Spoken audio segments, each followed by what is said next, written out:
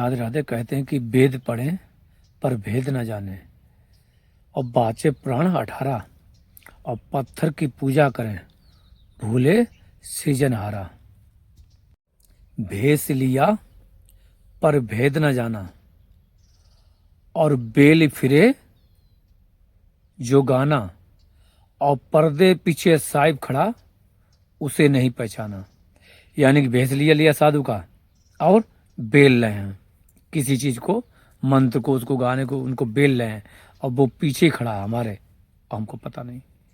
इसीलिए हम वेद पुराण बाजते रहते, सब कुछ करते थे, लेकिन उसको नहीं पहचान पाते। क्यों? वो उससे पड़े है। तो आज हम जानेंगे किस तरीके से ब्रह्मा जी को भी उस निर्गुण का ही दर्शन हुआ था। सभी को राधे बाबा की राधे राधे। आज जो चर्चा है, जो सारी हम चर्चा करते हैं, बात बता दें, वो कहीं लिखी पढ़ी नहीं है, अनुभव वाली करते हैं। यानी कि जो अनुभव हुआ वही बोलते हैं, बिना अनुभव के नहीं बोलते हैं। कुछ लोग होते हैं जो दूसरे का, किसी का बोलते रहते हैं, किताब का, सब बोलते रहते हैं। वो क्या होता कि पराय वचन, परवचन बोलते हैं। क्या? परवचन, पराय वचन। अपने वचन नहीं बोलते हैं। जो अपने वचन बोलता उसे सत्संग कहते हैं। जो अपने वचन बोले उसे सत्संग कहते हैं।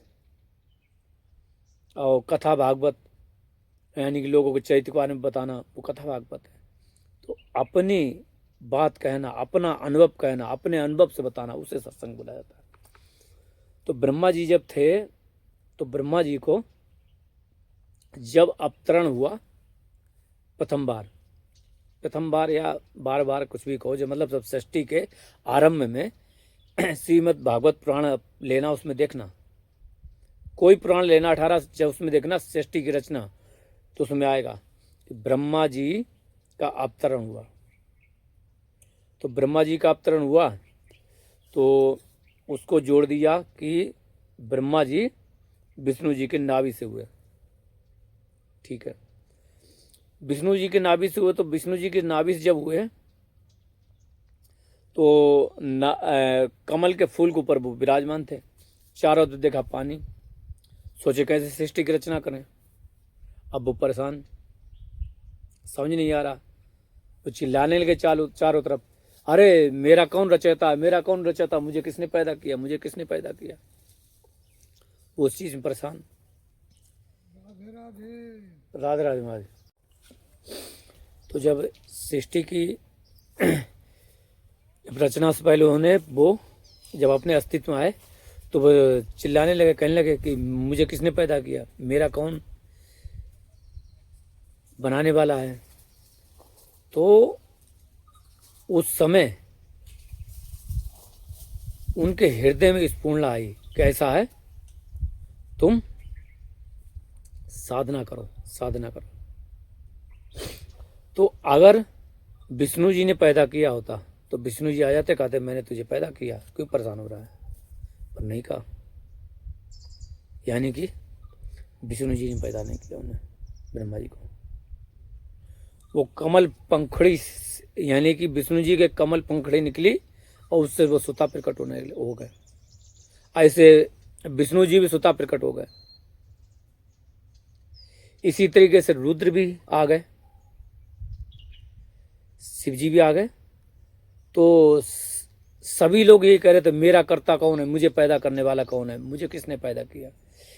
सभी लोग जान रहे थे, लेकिन बताने वाला कोई नहीं। तो फिर कहते हैं अपने आप स्वतः वेद प्रकट हो गए। यानी कि वो मंत्र उन्होंने प्रकट हुए, ऐसा नहीं कि एक किताब आगे पढ़ने लगे।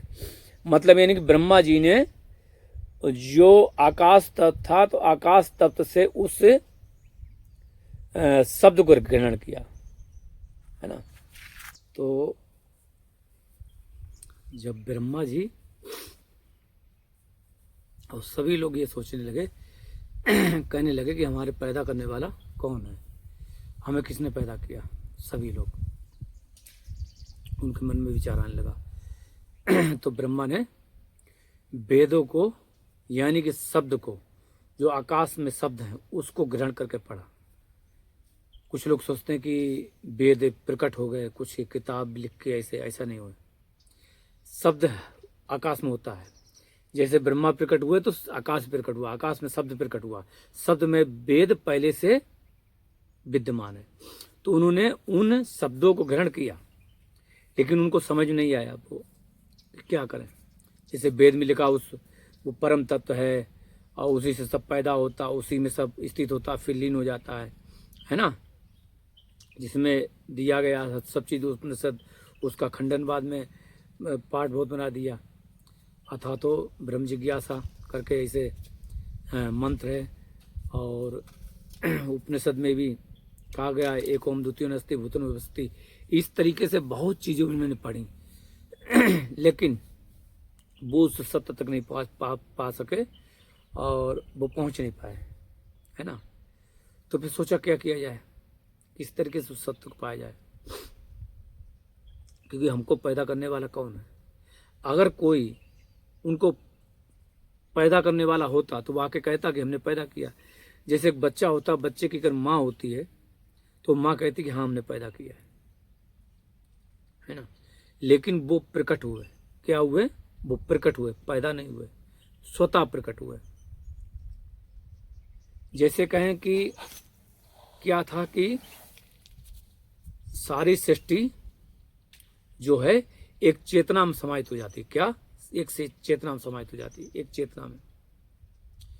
फिर उस चेतना जो होता, चेतना मतलब ये समझ लें कि चेतना में कोई मन नहीं, कुछ नहीं, सब बिल्कुल शांत शून्य है। मतलब यानी कि शून्य बिल्कुल, चेतना कुछ है नहीं जो बताया कि चेतना कुछ है, कुछ नहीं है।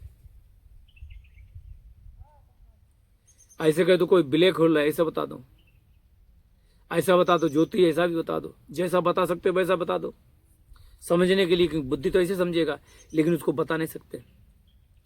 उसमें जब वो समाहित हो जाता है फिर वो उसी से प्रकट होता है अपने आप। उस चेतना से क्या है, अस्तित्व, अहम, चित्त पे प्रकाश पड़ता तो चित्त प्रकट होता चलता रहता है। लेकिन ब्रह्मा को किसी ने प्रकट नहीं किया, तो ब्रह्मा पूछने लगे, तब उनके हृदय में परमात्मा आया, उन्होंने ज्ञान करवाया उस वेद का। वेद का मतलब है जो वेद में था, वेद का ज्ञान नहीं, जो वेद में था अपना ज्ञान कराया कि देखो मैं कौन हूं, तब उन्हें ज्ञान हुआ। उसी वेद को शब्दों में लिखा गया, ग्रंथों में लिखा गया, लेकिन वही बात है कि बाद में धीरे धीरे उसका हर चीज जो मूल है वो खत्म होता गया। एक बार आप ये भी जान लें कि एक बार ऐसा भी हुआ कि ब्रह्मा जी और विष्णु जी आपस में लड़ाई करने लगे, होने लगी, सुना होगा कि मैं बड़ा हूं, कि मैं बड़ा हूं, क्योंकि कोई पिता तो है नहीं उनका, वो अपने आप प्रकट हो गए, अब संसार में कोई नहीं, वो कह मैं बड़ा हूं, वो कह मैं बड़ा हूं, आपस में होने लगी, तू बड़ा मैं बड़ा। तो अब झगड़ा हो गया। तो वहां पे एक ज्योति प्रकट हुई, बहुत बड़ी ज्योति, यानी कि जैसे कहें प्रकाश पुंज, जैसे लाइट पड़ती है ऐसे लाइट, तो उनके बीच में प्रकट हो गई। तो उन्होंने कहा कि ये कौन, कि तू हम लोगों के बीच में आने वाला कौन, कि वो छोड़ो हम कौन। उस प्रकाश से आवाज आई कि तुम इसका पार पाके बताओ पहले, तब पता मतलब तब समझेंगे कि हाँ तुम से बड़ा कौन है, या तुम अपने आप को जानोगे। तो विष्णु जी ऊपर गए, ब्रह्मा जी नीचे गए। विष्णु जी ने कह दी भाई हम तो नहीं। ब्रह्मा जी शायद झूठ बोले कि हाँ हमने पा लिया, खोज लिया। तो कुछ लोग उस ज्योति को शिव जी शंकर जी से जोड़ने लगते हैं, मूर्ता है बिल्कुल, वो परम शक्ति है, जिसे उसी को उससे जोड़ दिया कि 11 ज्योतिर्लिंग, यानी कि 11 ज्योतिर्लिंग स्थापित किए हुए हैं। 11 ज्योतिर्लिंग जो हैं वो किसी न किसी शिव जी जो अवतार हुआ था, शिव जी का शंकर जी के रूप में, जो पार्वती के पति के रूप में थे, वो भी अजन्मे हैं। तो उनसे जोड़ के ये चीज से बना दी गई कि वो ज्योतिर्लिंग वो है ना। तो वो ज्योतिर्लिंग जो पैदा हुई थी, जो पैदा का प्रकट हुई ना, वो ही ज्योतिर्लिंग शिव जी, यानी कि वो ज्योति शिव जी के भी अंदर है, हमारे भी अंदर है, ब्रह्मा के भी अंदर है, विष्णु के भी अंदर है। तो ये नहीं कि नहीं, तो यानी कहीं से उठाकर कहोगे तो नहीं वो ज्योतिर्लिंग वो ही शिव है, कहीं से कहोगे वो ही तो विष्णु है, वो ही तो ब्रह्मा है। और वो ही जो ज्योति है, वो जो प्रकट प्रकाश के रूप में वहां पे दिखी थी, है ना, तो वो भी अपने स्वरूप में समाहित होती है। वो ही ज्योति है, या कहें कि अनंत लोगों में वो ही प्रकाश, वो ही चेतना आती है। प्रभु परमात्मा अपनी अनुभूति कराता है, लेकिन हम लोग परमात्मा को जानते नहीं हैं, समझते नहीं हैं, क्योंकि हम सगुण में आ गए, इस स्वरूप में आ गए। तो हमको कोई आधार चाहिए। क्या चाहिए? आधार। तो हमको आधार चाहिए, आधार चाहिए तो एक रूप चाहिए, तो हम इसका एक रूप बना देते हैं। रूप बना देते हैं, रूप को पहचाने कैसे? तो उसका नाम दे देते हैं उस परम तत्व को जानने के लिए। तो कह देते हैं कि ये इस नाम से, ये इस नाम से। सोचो उस परम तत्व ने अपने को जनाने के लिए कितनी परेशानी उठाई। कभी राम बन के आया, कभी कृष्ण बन के आया। हमने क्या किया? उसकी मूर्ति बना दी। उसको तो नहीं जाने, लेकिन उसकी मूर्ति की पूजा करने लगे। क्या किया? हमने उसकी मूर्ति बना के उसकी मूर्ति को ही भगवान बना दिया, उसको भगवान नहीं बनाया। उसको नहीं जाने कि वो आया था, ऐसा नहीं। समझ रहे हैं? भगवान वो परम सत्ता जो सबके अंदर है, जो सबसे परे है, कोई उसे नहीं जानता, वो सबको जानता है। वो सबको जानता भी नहीं। जैसे परम सत्ता, उसके कोई कान आने थोड़ी ना, वो सबको जानता है। सबको जानने का मतलब यहाँ ऐसा है, क्योंकि शब्दों का हेरफेर हो जाता है बोलने से। जानने का मतलब है वो सबके अंदर है, वो सबका मूल है। तो यानी कि इसको इस तरीके से कह सकते हैं कि वो जानता है। समझ रहे हैं? वो परम सत्ता सबके अंदर है। लेकिन अब उसको जानने के लिए किसी चेतन, मतलब यानी कि जो जिसके शरीर में वो चेतन स्वरूप जाग चुका है, वो परमात्मा को जगा चुका है, उस गुरु की जरूरत पड़ती है। उस गुरु के द्वारा ही हम उसको जान सकते हैं। बस ये होता है। समझ रहे हैं? यानी कि जब भी हम ये क्या करेंगे, मन को कामना मुक्त करेंगे, मन को भूत भविष्य से दूर करेंगे, और फिर वर्तमान से भी दूर कर देंगे, फिर जाके वो शुद्ध सत्य उसका प्रकाश पड़ेगा और उसको हम सब जानेंगे। यानी कि फिर ऑटोमेटिक जैसे होता है, वैसे ही परमात्मा अपने विचार, अपने जानने वाले बातें वो लाएगा। फिर संसार जानने वाली बात नहीं है, उससे कनेक्शन जुड़ गया तुम्हारा। इसीलिए कभी कदार कहते हैं कि क्या कह देते हैं कि जो परमात्मा होता है वो सदा साथ रहता है। कई बार हमने कहा कि तुम कहीं भी जाते हो, वो ऐसा जीवन साथी कि हमेशा साथ रहेगा। तुम कीड़ा बनो, मकोड़ा बनो, कुछ भी बनो, वो तुम्हारा साथ रहेगा, साथ नहीं छोड़ेगा। हर कोई साथ छोड़ देगा, वो नहीं छोड़ेगा।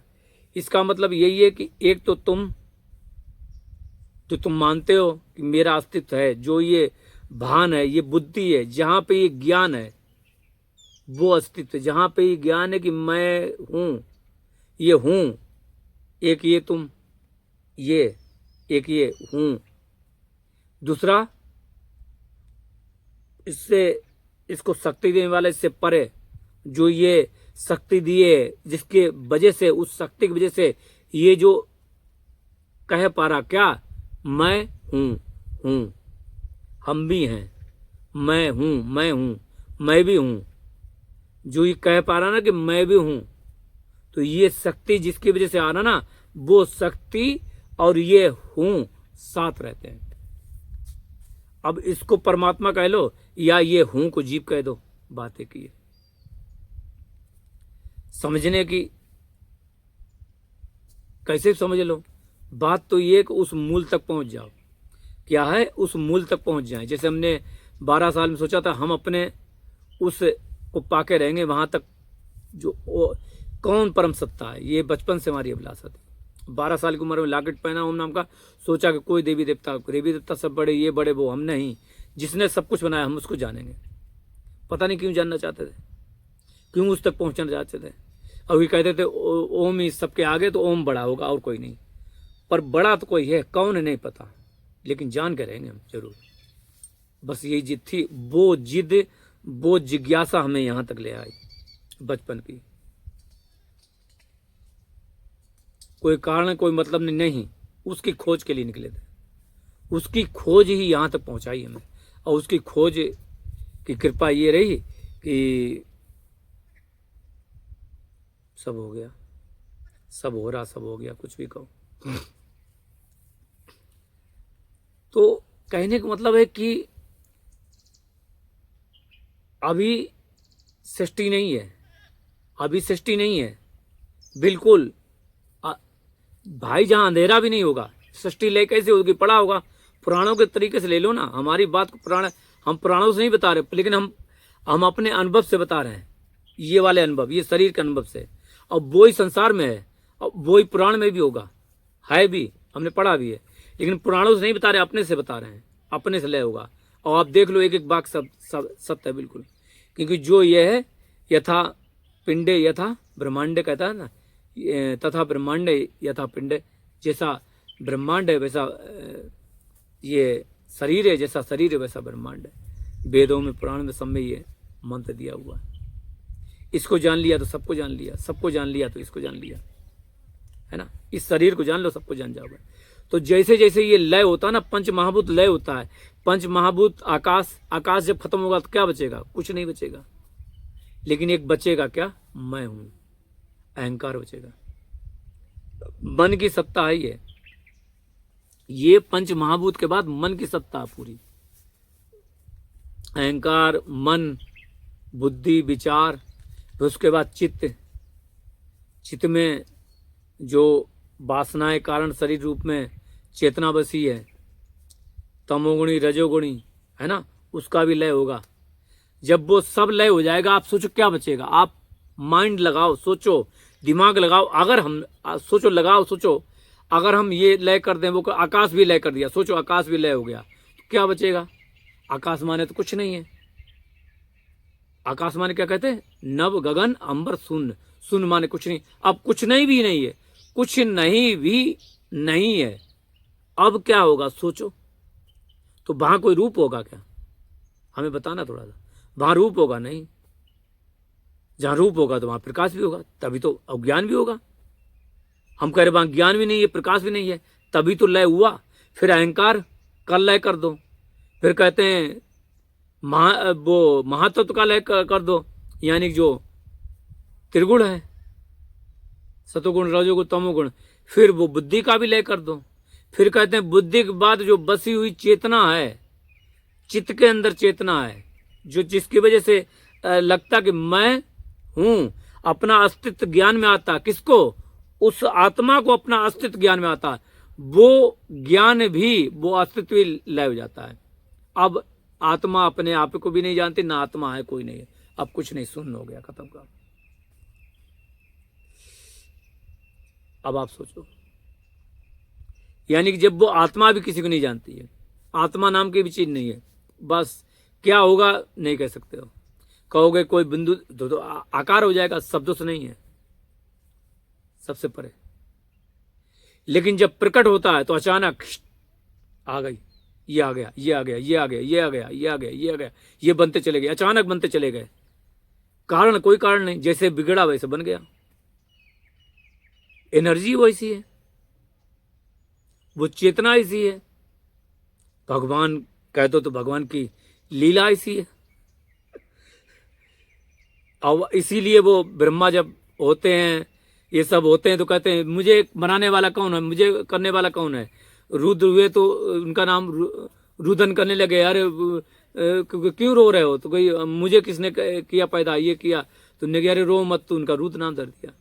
उन्हें जाओ तुम काशी काम कोतवाल बनाते, तुम महाराज करो, रहो जाकर, है ना।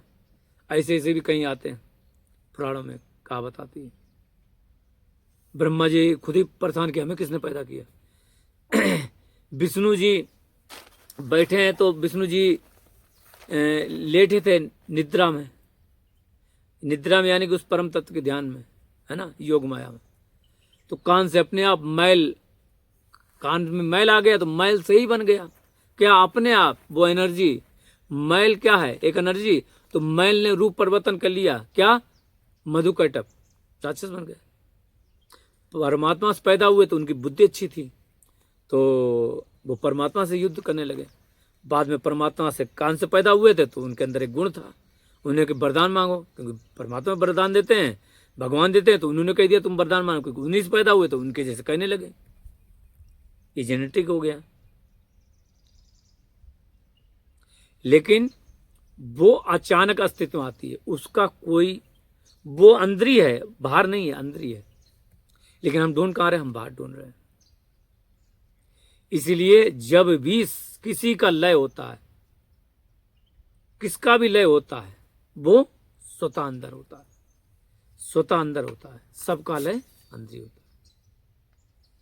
इसलिए जो सृष्टि बनी, जो हुआ, वो उस परम तत्व ने, परम चेतना ने अपने आप का ही विस्तार किया, जो कि बिल्कुल कुछ नहीं में थी, बिल्कुल शून्य, बिल्कुल शांत, उसमें कुछ नहीं था। मतलब कुछ नहीं, मतलब विचार विचार कुछ नहीं, खत्म सब, सिर्फ आनंद में, अपने में आनंद। आनंद में भी आनंद कहोगे तब भी कुछ हो जाएगा, फिर तो आनंद, फिर तो यानी महसूस करेगा आनंद को। आनंद भी नहीं, आनंद भी नहीं, बस एक, क्या, सत्य, वो, यानी कि वो है, यही सत्य। सत्य, सत्य पहले होता है, फिर चित्त आता है, चेतना, फिर आनंद आता है। पहले सत आता है, चित्त नहीं आता। पहले को होता है सत्य होता है, एक सत्य, फिर चित्त अंदर आ गया, चित्त, चेतना आई, चेतना आएगी ना तो पहले, फिर आनंद, तभी तो आनंद आएगा। इसे कहते हैं सच्चिदानंद रूप आए, सच्चिदानंद, सतचितानंद। सबसे पहले, सबसे लास्ट में जो रहेगा वो सत्य है। सत्य के बाद आता चित्त, चित्त के बाद आता आनंद, फिर वो आनंदित होता है। इसे बोलते हैं सच्चिदानंद। इसीलिए हर जगह सत्य के बारे में कहा गया, सत्य, क्योंकि लास्ट में क्या बचता है, वो ही सत्य जो है, उसी को सत्य बोलते हैं। अब वो ही सत्य अपना निर्माण करती है, वो ही सत्य अपने को बढ़ाती है, अपने को लीन कर लेती है। वो ही सत्य जो चेतना, वो ही सत्य, वो परमात्मा, वो ही, तुम कुछ भी कह दो, वो ही हर रूप रखती है, वो ही हर तरीके से हम लोगों को, जब हम उसके चेतना से हम बहुत सारे, वो जब रूप लेती है तो उन लोगों के विखंडन हो जाता है, इस माया को लेके वो भूल जाते हैं अपने सत्य को, तो फिर वो अवतार लेके बताने आती है कि देखो तुम सत्य के अंश हो, तुम मेरे अंश हो, तुम मेरे पुत्र हो। कहते ना गीता में क्या कहा उस सत्य ने, उसका नाम कस ना कहो, कह दो सत्य है, उसका नाम बोलो सत्य है, कोई फर्क पड़ेगा नहीं। सत्य ने गीता का उपदेश किया, वो सत्य तो है, सच्चिदानंद नहीं है, सच्चिदानंद है, चिदानंद है। श्री कृष्ण कौन है, चिदानंद, सदानंद। कहते चिदानंद में दे तुम्हारी, दे है चिदानंद, सदानंद में दे तुम्हारी नहीं कह देते हैं, चिदानंद में, चेतना स्वरूप है, और चेतना उसमें आनंद भी है तुम्हारे देह में, तो चिदानंद में दे तुम्हारी, सदानंद नहीं। सदा कहेंगे तो फिर वो चेतना और ये नहीं रहेंगे। सत्य है लेकिन तीनों के एक में नहीं, चिदानंद में दे तुम्हारी, ये शरीर बाहर से कहेंगे चिदानंद, और जब अंदर की कहेंगे तो सदानंद में, सदानंद में दे, सदानंद तुम हो, सदानंद हो। चिदानंद बाहर से, अंदर से सदानंद। सदानंद मतलब सदा हो, यही आनंद है कि सदा तुम हो, जब कुछ नहीं तब भी तुम हो। उसे इसीलिए उसको सब ढूंढते हैं लेकिन मिल नहीं पाता है। कोई सोचता कि इसने ये है, कोई, सब लोग किसी न किसी से, धर्म से, और किसी न किसी देवी देवता से, किसी न किसी जाति से, किसी न किसी से जोड़ देते हैं, तो उसका सत्य का पता नहीं चल पाता। वो इन सब से परे है।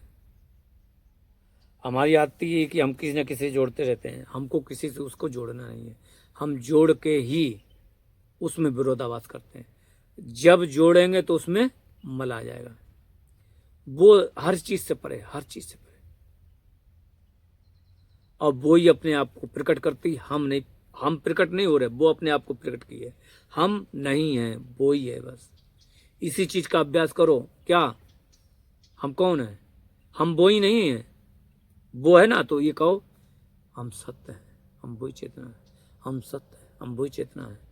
ये महामंत्र है, हम सत्य है, हम ही चेतना है, हम वही सत्य है। देखो, आप देख लेना, आपकी दुनिया बदलने लगेगी उस सत्य तक। वो सत्य तुम्हें अपने आप तुम्हें खोज लेगा, तुम तक पहुंच जाएगा।